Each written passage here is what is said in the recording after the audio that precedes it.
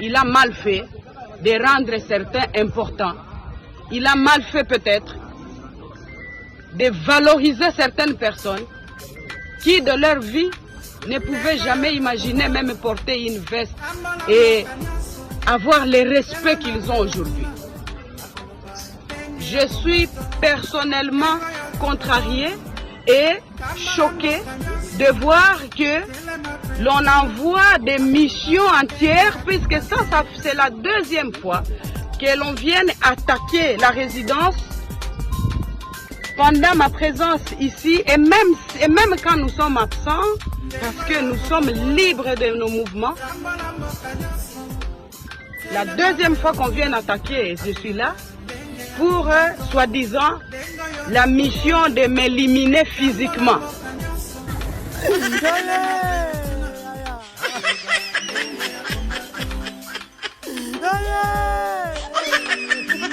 Zoba koma kape mayele. D'ailleurs, Zoba soka komi mayele aleka abatwa mayele. Zoba soka komi mayele aleka bino batwa mayele. Yo, bozalaki na nani? Na président Antibal. Loma makasi. Président Antibal. Na Antibal. Boye ko sani ni awana immeuble kamula. Ye muta bengi so biso to ya osala descente mais to ye bagi ma osala. Ah, ya benga so biso ka descente mais to ye ba ma osala. Alors bega descente.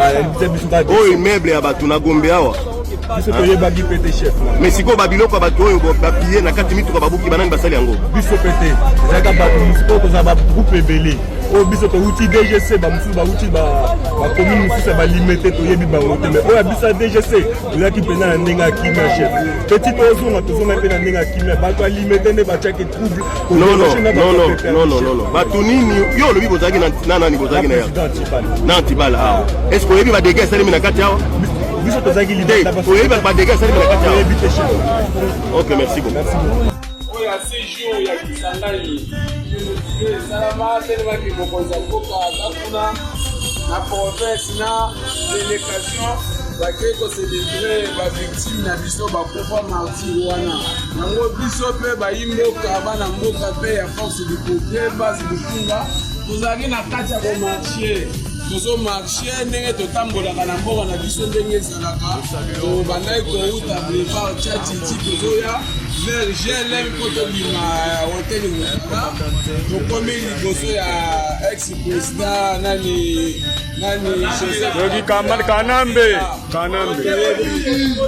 tozoleka afaser na ye o batia na immeuble o bakanga ya GLM. Bango nde babandi koagrese biso kofinga biso bon tellement que déjà population etambolaki bino moko bozomona mpasi ndenge ezali na mei kokalme base donc Mona na polo na yo otambola. Dans polo moni. Dans le public est commis à Bino. Dans le public est commis à Bino.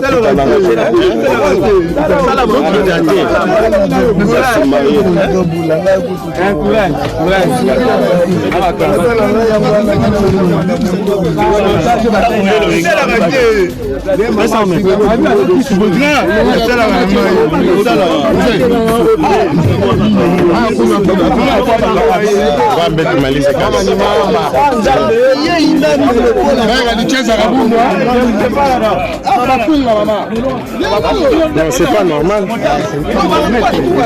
Ça, c'est votre travail. Toujours dans le cadre de encourager les empreintes positives. La fois passée, Toyeb Bino, Olive Lembe Kabila, na Moïse Katumbi na pouvoir passer, batia ki empreinte na bango na makambo oyo ya social. Bazé belé, ba constater Mbengele na FPI, depuis constater Mbengele bima na FPI, boyo ka lisoko mo msusu. Batika ba empreinte eza ya solo. Bazé belé, ba madame ya INSS wana, la dame là de l'INSS, batika ba empreinte. Marie-Ange Lukiana na ministère ya batika ba empreinte bazé belé, mais jour atangela ibino na numi balé. Mais na yeko kamata lelo na pouvoir afati. Kombo kaka moko nga na fuye na taille na batunyo facha noma. Na moni kombo moko Gilles. On les a envoyés soi-disant pour venir m'éliminer physiquement ici. Ils étaient un nombre de combien?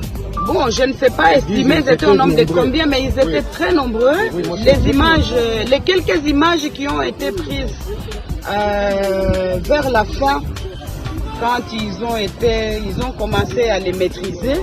Mais sinon, ils sont venus très nombreux. Il y a quelques images qui pourront témoigner de cette attaque. Et ils ont voulu commencer à jeter des cocktails pour d'abord brûler tous les véhicules qui se retrouvent ici à l'extérieur de la parcelle. Et puis, avec intention de forcer le portail pour rentrer jusqu'à l'intérieur de la résidence.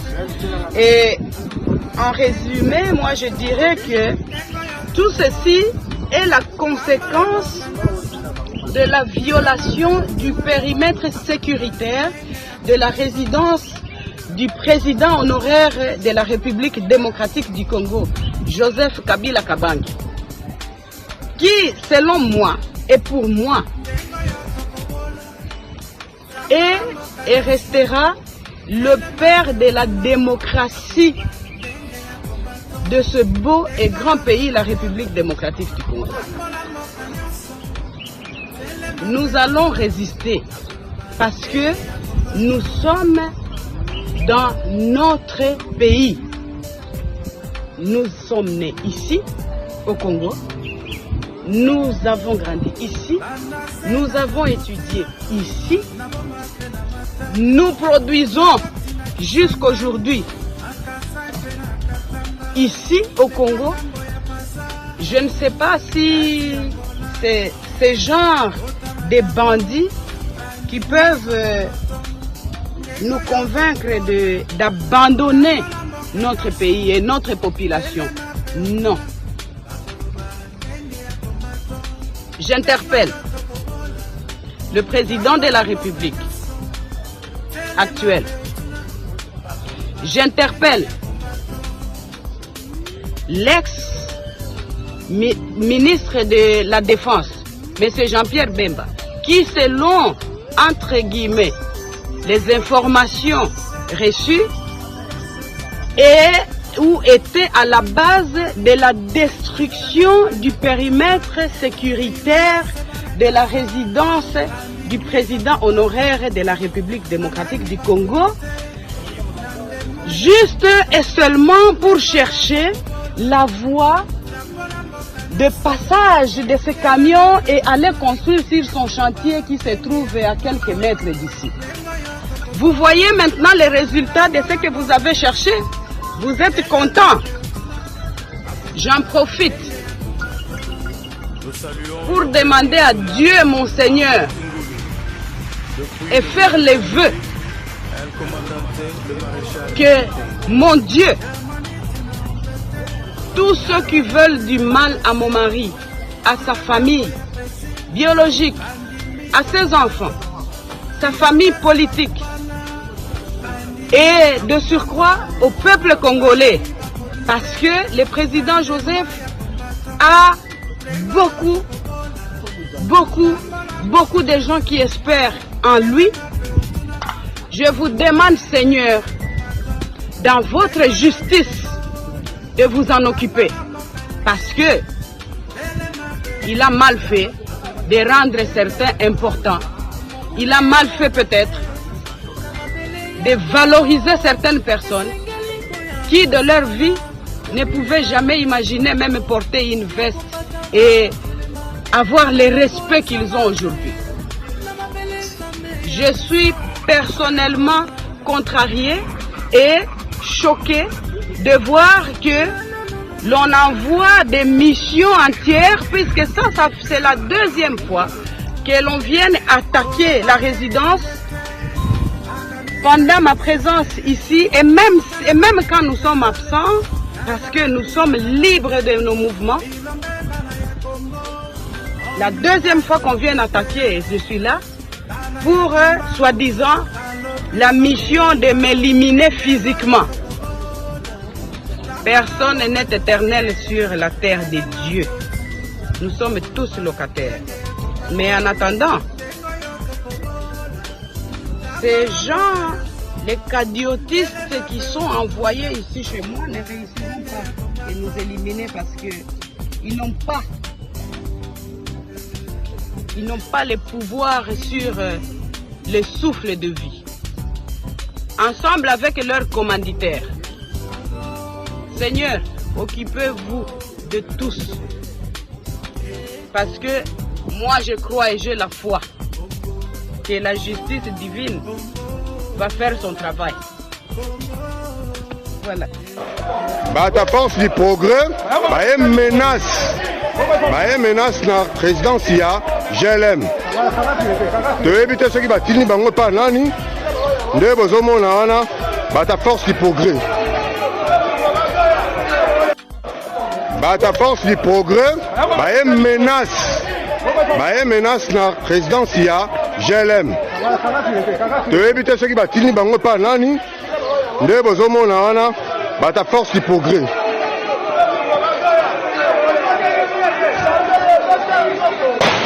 Beta nzoto. Ta nzoto te. Oh. Nzoto te.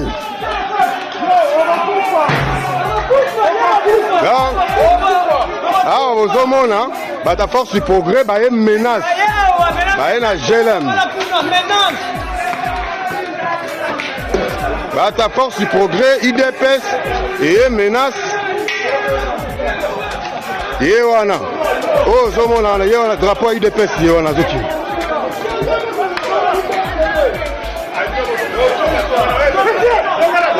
Bonjour. Donc, ta force du progrès, menace. Menace na présidence ya GLM. Tu éviter ceux qui va tenir bango pas nani. Nde bozomona wana ta force du progrès.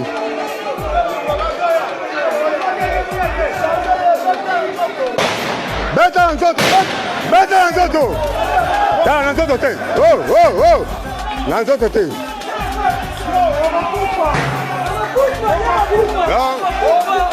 Ah, bozomona ta force du progrès menace. Na GLM. Ta force du progrès, IDPS et menace. Yewana. Oh, zomona, yewana drapeau IDPS yewana zoki.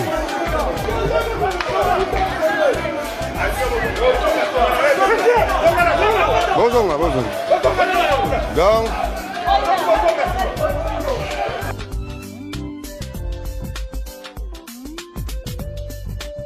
yo bozalaki na nani? Na président Antibal. Loba makasi. Président Antibal. Na Antibal. Boye ko sani ni awana immeuble Kamula. Ye muta bengi so biso to ya sala descente mais to ye bagi ma sala. Ya benga so biso ba descente mais to ye ba ma sala. Alo bega descente. Oh immeuble ya batu na Gombe awa. Biso to ye bagi pété chef na. Mais siko babiloko batu oyo bo papier na kati mitu ka babuki banani basali yango. Biso pété. Zaka batu musko ko za ba groupe ebele. O biso to uti DGC ba musu ba uti ba commune musu ba limité to yebi ba wote mais o ya biso DGC il a qui pena na ninga kimia chef petit ozo na to zona pena ninga kimia ba to limité ne ba chaki trouble non ba to nini yo lobi bozaki na nani bozaki na ya na Antibal est-ce que yebi ba dégâts sali mina kati yawa biso to zaki liberté o yebi ba dégâts sali mina kati yawa. OK, merci beaucoup. Dans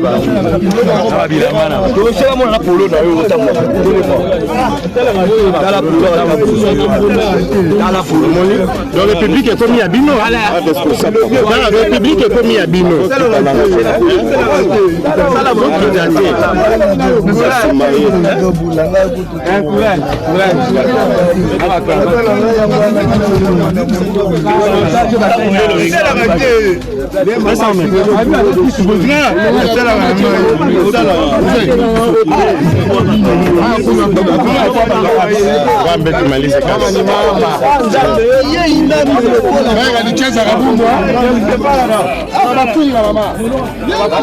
C'est pas normal.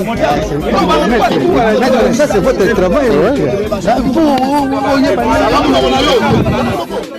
nalobi te ba régler moto compte mais na tirer des leçons na vie tant na yoki mama Olive Lemba zoloba na yoki ba propos na ya sambeli deux fois akanga misu deux fois na kati interview zamba liboso na monde alobi akangi misu afongoli alobi lisusu avondeli su deux fois tant na yoki ba propos na ye tant ya zoloba yango nazoyebisa bato baza na pouvoir lelo na bao bakoma na pouvoir lobby boyebaka ke mokili eza mbanga ntaba ça sert à rien botanga droit oyo asali mabe yango il faut justice ebonga soki justice ebongi mboka nyonso ekotambola tozaka na problème ya justice le jour où justice etamboli makambo nyonso eke nayebaki te un jour mama Olive mpe akokoma se plaindre par rapport à oyo ekomeli nayebaki te peut-être batalelo bakomonaki baza makasi ebongo lobby soki bango mpe bakomi faible bao bakozala mpe makasi ekozala ndenge nini nayoki bapropos mosusu elobi nzambe opesaki bato mosusu mon mari a eu la bonne foi ya kosala bato mosusu na vie na bango bazalaka même na idée ya kolata veste te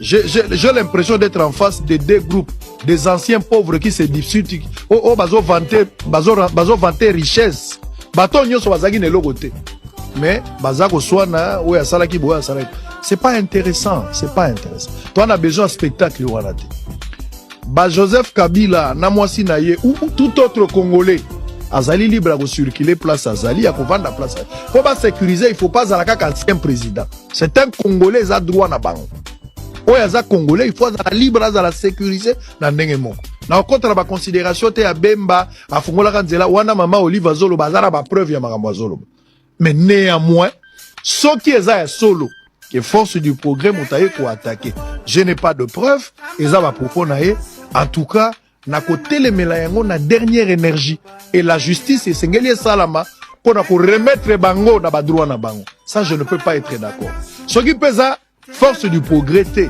eza bato mosusu basali yango je reviendrai pour vous fixer mais la manière makambo salami je ne suis pas d'accord avec ça ça ne peut pas se faire comme ça toza na kati ya mboka bato nyonso fo bazala libre soki Olive Lembe azala likambo balingi bakanga ye na justice nani plaignant justice azoluka ye mpo na nini boluka ye na moi bobengisa ye bosambisa ye soki azala likambo soki azala likambo te c'est de leur droit azongi na ndako na bango il y a pas un problème akokota na ndako na bango tozala quand même humain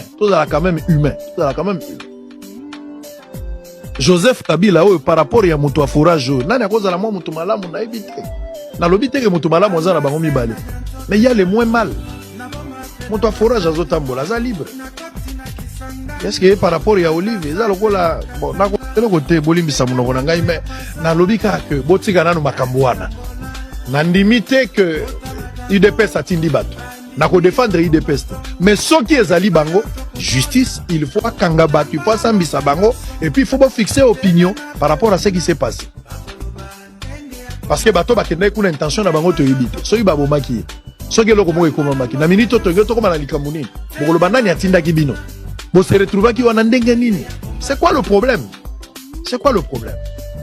boye baka ke oyo aza makasi lelo akokoma faible lobby oyo aza faible lobby akokoma pe makasi le jour suivant boko gérer likambo wana ndenge nini jour yo okoma faible moto makasi muso abimi bo gérer onde ça sert à rien donc je pense que kimia ezana mitema na biso makambo nyonso ezana se bota la situation des akokenda avec espoir que situation eko zala éclairer fixer et puis bateau e basali makambo wana bakokanga matoko yeba circonstance ya kokoma na bango na place wana eza wapi bobatela mama Olive Lembe bobatela Joseph Kabila bazalaki couple présidentiel na kati ya mboko zalaka bongo en passant na pesi mama Denise Nyakeru Mbote yenda za mwasi ya mokonzi mboka actuel na Félix Tshisekedi bango ba président baza vivant ya kalana ya sika to batela bango Mobutu akenda Kasavubu akenda Muza akenda tosika la bawana mibale totala ndenge pe Tshisekedi akolongwa na pouvoir bango na mama Denise balongwe ba komi ba ancien soki lobby ekozala nani totala pe nani wa koya na mikolo ekoya mais la justice elle toyebisaki bino bokobomana toyebisaka bino bokoliana oyo eza ta ya nzambe toyebisaka bino totatolaka tolobaka nyonso nana kondima wa yambo ozwaki pouvoir sa pouvoir na mabe okosuka mabe alerte bana poisatifi bana FCC Teresa Mine yango nga nazotuna question nga nayebi te soki eza mabe eza motuna na otuna bino badirigeant ya FCC na badirigeant baparti politique nyonso eza na FCC bosomona makambo to bosomona te boyoki to boyoki te résidence ya président national eza lisusu attaqué pour la énième fois na ba civique entre autres progrès sur les partis politiques, sur les mouvements milices, tout ça va comprendre en hauteur. Bah, ils vont attaquer GLM, tout de suite là, va attaquer GLM. Mais bino va diriger un parti politique. Pour ça, l'atterrissage forcé, pour tout la nini ne sont les gars la GLM. Bino kaka chungwa fingaki, on a fingaki. Ah, sikoyo. Voilà que ça peut bolingo ngo bosana ngo vers famille politique yo. Boya, tout ça on a GLM, tout ça menacé. Maman ni maman zaliawa. C'est quoi ça? Papa, n'a regretté le comportement na bino. Zoba koma kape mayele. D'ailleurs, Zoba soka komi mayele aleka abatwa mayele. Zoba soka komi mayele aleka bino abatwa mayele. Bonjour peuple congolais. Bouti Kolanda Makambo eleki lelo na résidence ya président honoraire Joseph Kabila Kabange. Groupe ya IDPS ya force de progrès.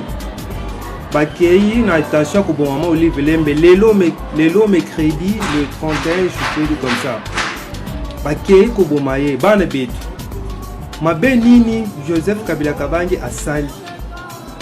Malukai mabi ya dumweza asali mabe pe apesi biso pouvoir bande konangai. Disons-nous, est-ce que mabe nini Joseph Kabila asali pour a mérité les lots. Mweza chingani mutu resha pouvoir. Il faut na obatika ba paiement. Bolingi bobo maman Olive Lembe asali nini. Et ça ba groupe ya IDPS ou force de progrès de ba kei na intention parce que na ba arme à feu na ba arme blanche. Et tension na bango ezalaki ba ke babo maman Olive lelo mercredi. Grâce à Zambé azobate la maman Olive Lembe. Mutu enza chinga Joseph Kabila pour chinga Joseph Kabila du mérité bitu bionse ba pesi biso pouvoir ba pesi biso balo pouvoir pour tout ça là to prouver que Joseph Kabila biso to leki Joseph Kabila azi pouvoir pesi biso balo bo chinga tini lelo ndano malu Joseph Kabila mwenza chingani makambo bozo sala lelo communauté internationale totala. Et ça, bien identifié. Ce sont des gens de IDPS, force de progrès. Et aussi, j'ai l'impression que vous allez bien formé. Heureusement, Zambé a battu la maman Olive Lembe. Vous chingani bana betouani. Maman Olive Lembe moins chingani. Joseph Kabila moins chingani. Pourquoi cette famille qu'on a mérité, mérité une gratitude à boy. Ba pesi biso pouvoir bato acheter to baluba to baka sai mais to prouver peuple congolais que biso to yebi ko sala to ko prouver peuple congolais na ko kende ko maman Olive Lembe asali bino nini munu enza chingani depuis apesi biso pouvoir et attention na biso kaka ko boma Kabila ko maman Olive Lembe basali biso nini bato enza chingani bana betu. Est-ce que biloko tozo sala lelo tokoki kwasime yango un jour parce que biloko tozo sala lelo peuple congolais du tangela peuple congolais du tangela même communauté internationale ezota la biso communauté internationale ezota la biso. Est-ce que tokoki kwasime yango un jour Kabila asali biso nini asali nini ya mabe maman Olive Lembe asali nini ya mabe basali mabe ndio bapesi biso pouvoir bande konangai basa bien identifié par toi IDPS basa na intention ko bon maman Olive Lembe lelo basa intention ko bon maye lelo basa la kina ba arme blanche na ba arme à feu grâce à Jésus-Christ grâce à ba prière na biso to sambela bango chaque jour parce que le peuple congolais veut beau arranger social beau prouver que biso balba to yebi ko sala toyebi ko arranger mboka. Joseph Kabila asali nini maman Olive Lembe asali nini baza na pouvoir te basalaki 18 ans basala na bango 18 ans ils ont prouvé que basalaki biloko ils ont prouvé le peuple congolais et le peuple congolais bazo senga retour ya président Joseph Kabila Kabange. Tout peuple congolais toujours resté tulomba retour wa Joseph Kabila Kabangi. Maman Olive Lembe mweza chingani. Pourquoi uju mérité dikenga jano nkwemo? Asomba koko njitala la bana betuwani. Jituku Jones, koko kende, Jituku Jones c'est que bazana droit ko pema na mboko ite. Botere bango mal à l'aise. Botere bango mal à l'aise na mboka oyo. Il faut pas pema na bango. Biso nde batikli biso pouvoir. Wa chinga Jituku Jones. Mes frères et sœurs, communauté internationale est la biso. Un jour, est-ce que tu connais quoi assumer ma bêtise? Un jour, tu connais quoi assumer? Au biloko bozo sala. Vous connais quoi assumer un jour parce que communauté internationale les témoins. Tous ont besoin de communauté internationale. Tous ont besoin de communauté internationale un témoin. Vous connais quoi assumer un jour? Ma benini Joseph Kabila Sani, ma benini maman Olive Lembe, moi je chingani chipiti du moto échappe pouvoir. Tout le monde là chin, tout maman Olive Lembe qui m'ont bloqué social to. Maman Olive Lembe qui m'ont bloqué malo bonito. Hein? Votre échappe pouvoir, na motema pembe, bosala. Pourquoi ba mériter ingratitude à boy? Pourquoi vous voulez kaka kobo maman Olive a sali bino nini? Hein? A sali bino nini? Mutu enza chingani. Bana betuai. Naza muluba, naza muluba. Mama Olive Lembe mutu enza chingani. Asali biso nini, asali nini ya mabe. Basali mabe ndo bapesi biso pouvoir. Basali mabe bapesi biso gestion ya pays. Bandeko na ngai. Pourquoi tozoluka makambo boye? Tozoluka makambo boye. Tokoki kwasime sur biloko bozo sala oyo. Peuple congolais a besoin de Maman Olive Lembe. Peuple congolais a besoin de Joseph Kabila. Peuple congolais a besoin de biso to prouver, to sana misala, to prouver social les a bloqué social banini. Peuple congolais a besoin de public Joseph Kabila. Il y avait tension ce matin dans cette zone à Gombe. L'ancienne première dame Olive Lembe qui était présente dans la concession parle d'une tentative d'inclusion des hommes habillés à l'effigie du président Félix Tshisekedi qui, selon elle, ces hommes voulaient l'éliminer. Elle indexe l'ancien ministre de la Défense, Jean-Pierre Bemba, qu'elle accuse d'avoir donné des instructions pour détruire le périmètre de sécurité aux alentours de la résidence. Écoutez Olive Lembe, l'épouse du sénateur Joseph Kabila. On les a envoyés soi-disant pour venir m'éliminer physiquement ici. Bon, je ne sais pas estimer, ils étaient un nombre de combien, mais ils étaient très nombreux. Les quelques images qui ont été prises vers la fin, quand ils ont commencé à les maîtriser, mais sinon ils sont venus très nombreux. Il y a quelques images qui pourront témoigner de cette attaque.